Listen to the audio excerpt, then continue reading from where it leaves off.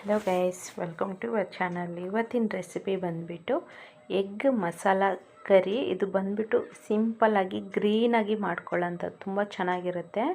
ಅದಕ್ಕಿಂತ ಮೊದಲು ನಮ್ಮ ಚಾನಲ್ ಯಾರಾದರೂ ಹೊಸ್ದಾಗಿ ನೋಡೋರಾದರೆ ನಮ್ಮ ಚಾನಲ್ನ ಸಬ್ಸ್ಕ್ರೈಬ್ ಮಾಡ್ಕೊಳ್ಳಿ, ಲೈಕ್ ಮಾಡಿ, ಶೇರ್ ಮಾಡಿ. ನಾವು ಮಾಡೋ ಪ್ರತಿಯೊಂದು ವಿಡಿಯೋ ನಿಮಗೆ ನೋಟಿಫಿಕೇಷನ್ ಆಗಿ ಬರುತ್ತೆ.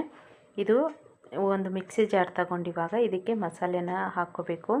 ಚಕ್ಕೆ, ಲವಂಗ, ಗಸಗಸೆ, 1 ಟೀ ಸ್ಪೂನಷ್ಟು ಗೋಡಂಬಿ ಬಂದುಬಿಟ್ಟು ಒಂದು 9 ಗೋಡಂಬಿನ ಸೇರಿಸ್ಕೋಬೇಕು.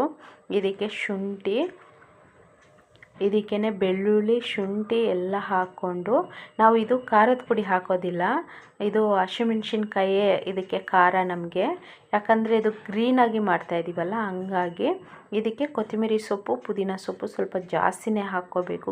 ಗ್ರೀನಾಗಿರಬೇಕು ಗ್ರೇವಿ ಎಲ್ಲನೂ. ಇವಾಗ ಅದು ಬ್ಲೆಂಡ್ ಮಾಡಿಕೊಂಡು, ಇವಾಗ ಮೊಟ್ಟೆ ಬೇಯಿಸಿಟ್ಕೊಂಡಿದ್ವಲ್ಲ, ಆ ಮೊಟ್ಟೆಗೆ ಎಲ್ಲ ಈ ರೀತಿ ಡಾಟ್ ಇಟ್ಕೋಬೇಕು. ಮೊಟ್ಟೆಗೆಲ್ಲ ಡಾಟ್ ಇಟ್ಕೊಂಡ್ರೆ ಅದರಲ್ಲಿ ಉಪ್ಪು, ಖಾರ, ಮಸಾಲೆ ಎಲ್ಲ ಚೆನ್ನಾಗಿ ಹಿಡಿಯುತ್ತೆ. ಹಂಗಾಗಿ ಎಲ್ಲ ಮೊಟ್ಟೆನೂ ಈ ರೀತಿ ಡಾಟನ್ನು ಇಟ್ಕೋಬೇಕು. ನೋಡಿ, ಎಲ್ಲ ಈ ರೀತಿ ಮಾಡ್ಕೊಳ್ಳೋದ್ರಿಂದ ಮಸಾಲೆ ಎಲ್ಲ ಚೆನ್ನಾಗಿ ಹಿಡಿಯುತ್ತೆ. ಇವಾಗ ನಾನು ಇದಕ್ಕೆ ಈರುಳ್ಳಿ, ಒಂದು ಮೀಡಿಯಮ್ ಸೈಜ್ ಈರುಳ್ಳಿ ಚಿಕ್ಕದಾಗಿ ಹೆಚ್ಚಿಟ್ಕೊಂಡಿದ್ದೀನಿ. ಇವಾಗ ಒಂದು ಕಡಾಯಿ ಇಟ್ಕೊಂಡು ಅದರಲ್ಲಿ 4ರಿಂದ 5 ಟೀ ಸ್ಪೂನಷ್ಟು ಎಣ್ಣೆನ ಸೇರಿಸ್ಕೊಂಡು, ಎಣ್ಣೆ ಕಾದ ನಂತರ ನಾವು ಇದಕ್ಕೆ ಮೊಟ್ಟೆ ಫ್ರೈ ಮಾಡ್ಕೋಬೇಕು. ಮೊದಲು ಸ್ವಲ್ಪ ಗೋಲ್ಡನ್ ಬ್ರೌನ್ ಕಲರ್ ಬರೋವರೆಗೂ ಫ್ರೈ ಮಾಡ್ಕೊಳ್ಳೋದ್ರಿಂದ ತುಂಬ ಚೆನ್ನಾಗಿರುತ್ತೆ ತಿನ್ನೋವಾಗ. ಎಲ್ಲ ಮೊಟ್ಟೆ ಈ ರೀತಿ ಒಂದೊಂದಾಗಿ ಸೇರಿಸ್ಕೊಂಡು ಒಂದು ಚಿಟಿಕೆಯಷ್ಟು ಅರಿಶಿನ ಹಾಕ್ಕೊಂಡು, ಅರಿಶಿನ ಸ್ವಲ್ಪ ಉಪ್ಪು ಹಾಕ್ಕೊಂಡು ಫ್ರೈ ಮಾಡ್ಕೊಳ್ಳೋದ್ರಿಂದ ತುಂಬ ಚೆನ್ನಾಗಿರುತ್ತೆ. ನೋಡಿ, ಇವಾಗ ನಿಧಾನಕ್ಕೆ ಇದು ಸಿಮ್ಮಲ್ಲಿ ಇಟ್ಕೊಂಡು ನಿಧಾನಕ್ಕೆ ಫ್ರೈ ಮಾಡ್ಕೋಬೇಕು, ಇಲ್ಲಾಂದರೆ ಚಟ್ ಅಂತ ಮೇಲೆ ಎಲ್ಲ ಚಿಡಿಯುತ್ತೆ. ನೋಡಿಕೊಂಡು ಫ್ರೈ ಮಾಡ್ಕೋಬೇಕು. ಈ ಹದಕ್ಕಿದ್ರೆ ಸಾಕು. ನೋಡಿ, ಕರೆಕ್ಟಾಗಿ ಫ್ರೈ ಆಗಿದೆ, ಗೋಲ್ಡನ್ ಬ್ರೌನ್ ಕಲರ್ ಬಂದಿದೆ ಅಲ್ವಾ. ಇವಾಗ ಒಂದೊಂದಾಗಿ ಎಲ್ಲ ತಗೊಂಡು ಎಲ್ಲ ಎತ್ತಿಕ್ಕೋಬೇಕು. ನಾವು ಮೊದಲು ಫ್ರೈ ಮಾಡಿಕೊಂಡು ಸೈಡ್ಗೆ ಎತ್ತಿಕೊಂಡು ಮೊಟ್ಟೆ, ಇವಾಗ ಅದೇ ಎಣ್ಣೆ ಇತ್ತಲ್ಲ, ನಾವು ಮೊಟ್ಟೆ ಫ್ರೈ ಮಾಡ್ಕೊಂಡಿದ್ವಿ, ಅದೇ ಎಣ್ಣೆಗೆ ನಾವು ಈರುಳ್ಳಿನ ಚಿಕ್ಕದಾಗಿ ಕಟ್ ಮಾಡಿರೋವಂಥ ಈರುಳ್ಳಿನ ಸೇರಿಸ್ಕೋಬೇಕು. ಇದು ಗೋಲ್ಡನ್ ಬ್ರೌನ್ ಕಲರು ಬರೋವರೆಗೂ ಫ್ರೈ ಮಾಡ್ಕೋಬೇಕು. ನಾವು ಬೇರೆ ಏನೂ ಹಾಕ್ತಿಲ್ಲ ನೋಡಿ, ಇದಕ್ಕೆ ಕರ್ಬೇವಿನ ಸೊಪ್ಪು ಏನೂ ಹಾಕ್ತಿಲ್ಲ.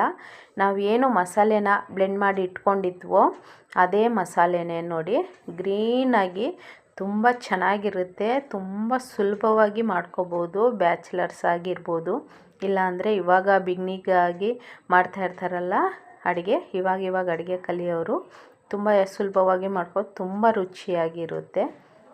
ಇವಾಗ ಅದು ಫ್ರೈ ಮಾಡ್ಕೋಬೇಕು 1-2 ನಿಮಿಷ ಅಷ್ಟು. ಎಣ್ಣೆಯಲ್ಲೇ ಫ್ರೈ ಆಗಬೇಕು ಮಸಾಲೆ ಎಲ್ಲನೂ. ಸೈಡ್ಸ್ ಎಲ್ಲ ಎಣ್ಣೆ ಬಿಟ್ಕೊಂಡಿದೆ ನೋಡಿ, ಅಷ್ಟು ಫ್ರೈ ಆದ್ರೇ ಚೆನ್ನಾಗಿರುತ್ತೆ, ಹಸಿ ವಾಸನೆ ಎಲ್ಲ ಹೋಗೋವರೆಗೂ. ಯಾಕಂದರೆ ನಾವು ಮಸಾಲೆ ಯಾವುದು ಎಣ್ಣೆಯಲ್ಲಿ ಫ್ರೈ ಮಾಡಿಲ್ವಲ್ಲ, ಇದು ಡೈರೆಕ್ಟಾಗಿ ಹಸಿ ಎಲ್ಲ ಹಾಕ್ಬಿಟ್ಟು ಹಸಿದೇ ಎಲ್ಲ ಬ್ಲೆಂಡ್ ಮಾಡಿದ್ದೀವಲ್ಲ, ಹಂಗಾಗಿ ಈ ರೀತಿ. ಇವಾಗ ಇದಕ್ಕೇ ಗರಂ ಮಸಾಲ 1 ಟೀ ಸ್ಪೂನಷ್ಟು, ಇದಕ್ಕೆ ಧನಿಯಾ ಪೌಡ್ರು, ಏನಿಲ್ಲ, ಬರೀ ಧನಿಯಾ ಪೌಡ್ರು 1 ಟೀ ಸ್ಪೂನಷ್ಟು, ರುಚಿಗೆ ತಕ್ಕಷ್ಟು ಉಪ್ಪನ್ನ ನೋಡಿಕೊಂಡು ಸೇರಿಸ್ಕೋಬೇಕು. ಬೇರೆ ಇನ್ನು ಇದಕ್ಕೆ ಅಚ್ಚ ಖಾರದ ಪುಡಿನ ಹಾಕಬಾರ್ದು, ಯಾಕಂದರೆ ಹಸಿಮೆಣ್ಸಿನ್ಕಾಯಿ ಹಾಕಿದ್ದೀವಲ್ವ, ಅದೇ ಖಾರ ಸಾಕು ನಮಗೆ. ಇವಾಗ ಒಂದು ಚಿಕ್ಕದು ಕಪ್ಪಷ್ಟು ಮೊಸರನ್ನ ಸೇರಿಸ್ಕೋಬೇಕು. ಮೊಸರು ಹಾಕ್ಕೊಳ್ಳೋದ್ರಿಂದ ಒಂಥರ ತುಂಬ ಚೆನ್ನಾಗಿರುತ್ತೆ. ಇವಾಗ ಮೊಸರು ಹಾಕೋವಾಗ ಸಿಮ್ಮಲ್ಲಿ ಇಟ್ಕೋಬೇಕು, ಜಾಸ್ತಿ ಉರಿ ಇಡಬಾರ್ದು, ಫುಲ್ಲು ಲೋ ಫ್ಲೇಮ್ ಇಟ್ಕೊಂಡೆ ನಾವು ಮೊಸರನ್ನ ಸೇರಿಸ್ಕೊಂಡು ಈ ರೀತಿ ಮಿಕ್ಸ್ ಮಾಡಿಕೊಂಡು ಮಾಡ್ಕೋಬೇಕು. ಇವಾಗ ರೆಡಿಯಾಗಿದೆ ನೋಡಿ. ನೀರು ನಿಮಗೆ ಎಷ್ಟು ಬೇಕೋ, ಯಾವ ಹದಕ್ಕೆ ಬೇಕೋ ನೋಡಿಕೊಂಡು ನೀರನ್ನು ಸೇರಿಸ್ಕೋಬೇಕು. ಜಾಸ್ತಿ ನೀರು ಬೇಕು ಅನ್ನೋರು ತೆಳುವಾಗಿ ತಗೋಬೋದು, ಇಲ್ಲಾಂದರೆ ಗಟ್ಟಿ ಬೇಕು ಅನ್ನೋರು ಅದೇ ಮಸಾಲೆಯಲ್ಲಿ ಲೈಟಾಗಿ ನೀರನ್ನು ಸೇರಿಸಿದ್ರೆ ಸಾಕು, ತುಂಬ ತಿಕ್ಕಾಗಿ ಮಾಡ್ಕೋಬೋದು. ಇವಾಗ ನಮಗೆ ಫ್ರೈ ಟೈಮ್ ಬೇಕು ಅನ್ನೋರು ಅದಕ್ಕೆ ನೀರೇ ಹಾಕಬಾರ್ದು, ಮಸಾಲೆ ಚೆನ್ನಾಗಿ ಎಣ್ಣೆಯಲ್ಲಿ ಫ್ರೈ ಆದಮೇಲೆ ಮೊಟ್ಟೆ ಹಾಕ್ಕೊಂಡ್ರೆ ಸಾಕು, ಫ್ರೈ ಟೈಪು ಆಗೋಗುತ್ತೆ.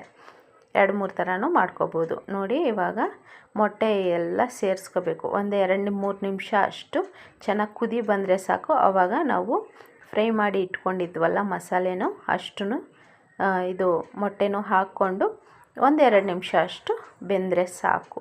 ತುಂಬ ಕ್ರೀಮಿ ಸ್ಟ್ರೆಚ್ಚರಾಗಿ ತುಂಬ ಚೆನ್ನಾಗಿರುತ್ತೆ. ಮೊಸರು ಹಾಕಿದ್ದೀವಲ್ಲ, ಒಳ್ಳೆ ಘಮ ಬರುತ್ತೆ, ಒಳ್ಳೆ ಟೇಸ್ಟ್ ಕೊಡುತ್ತೆ.